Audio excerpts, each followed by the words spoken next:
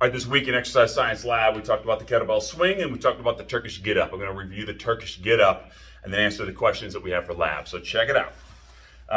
Let's just go through a Turkish get up, talk a little bit about it, and then we will break down. I think we'll cover most of the questions. All right. So we talked about kind of being in this position. Remember, the get up is sort of the big lift back in the day, a couple hundred years ago. How much can you get up with? So there's lots of ways you can get up from the floor. All right, and we did talk about the importance and just strategies of working with the client, working with the patient. Part of the assessment you do with the patient or client may be just to ask them to get down on the floor and get back up, right? Remember, there's the mortality test, the get up test.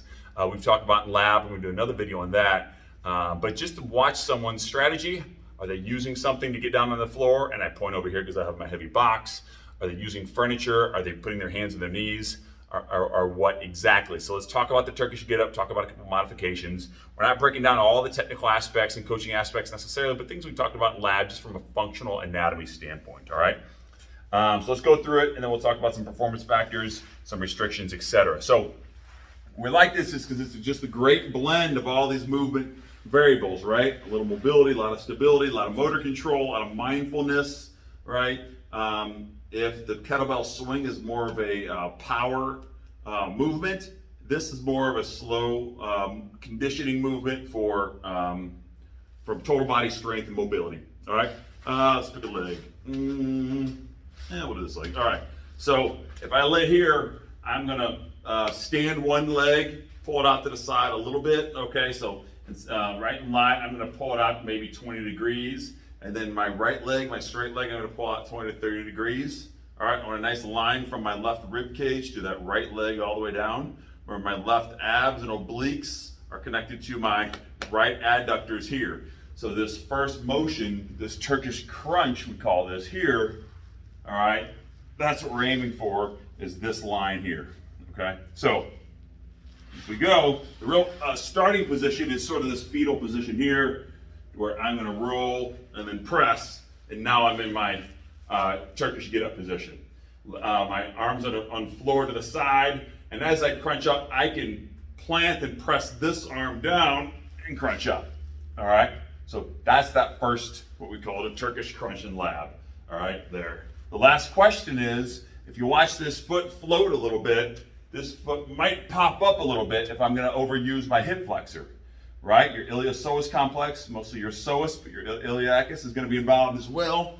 If I want to use, we talk about reciprocal inhibition, right, where you can't necessarily contract both opposite muscles at the same time. You're always going to be contracting opposite muscles, and there's going to be a lot of reciprocal stabilization of joints.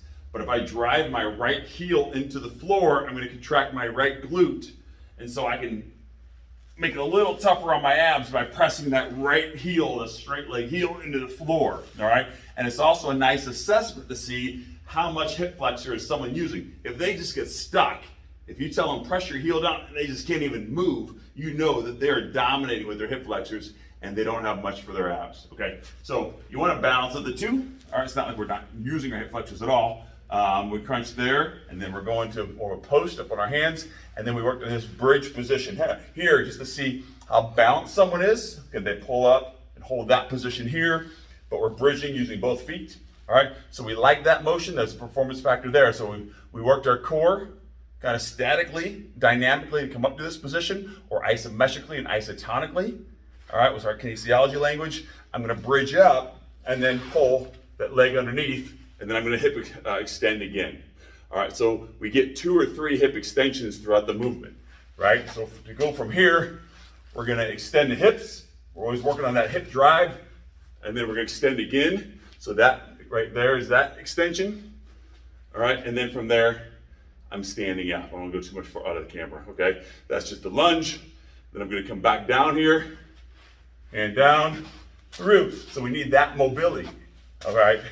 And your hips, and down, all right? So what we saw then, what modification we had was, if you're here and you can't bridge and get this foot underneath, we had a few people having a hard time with that.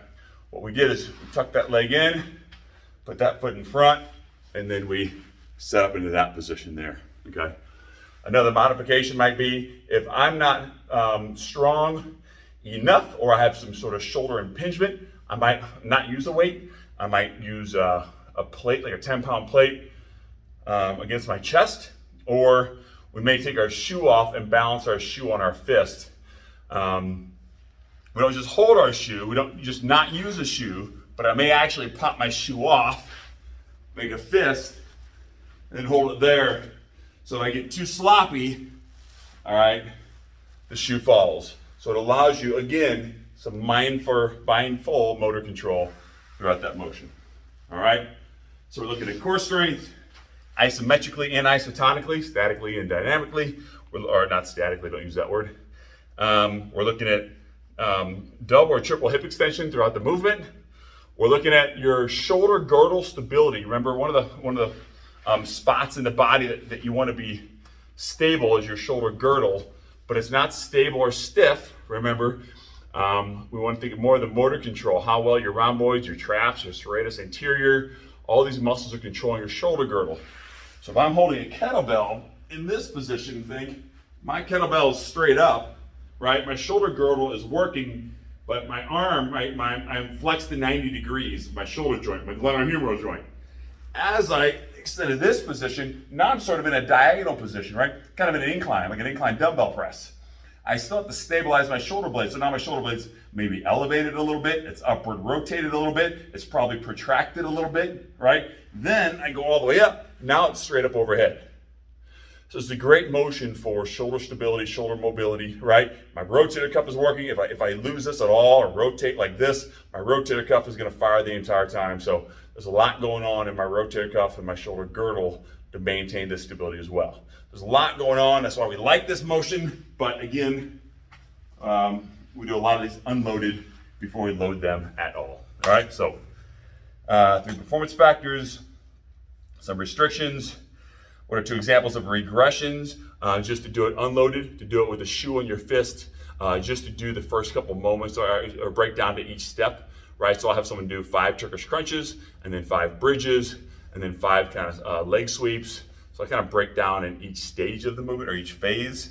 And then why does the initial Turkish get-up crunch phase get tougher when you press your heel into the floor? We talked about that because of reciprocal inhibition between your glutes and your hip extensors and your hip flexors. Your gluteus maximus medius and your psoas, your iliopsoas complex, which is your psoas muscle and your iliacus muscle. A little functional anatomy for you, all right? So there you go. There's your exercise science lab Turkish get-up. Get on that lab report, and I'll see you next time.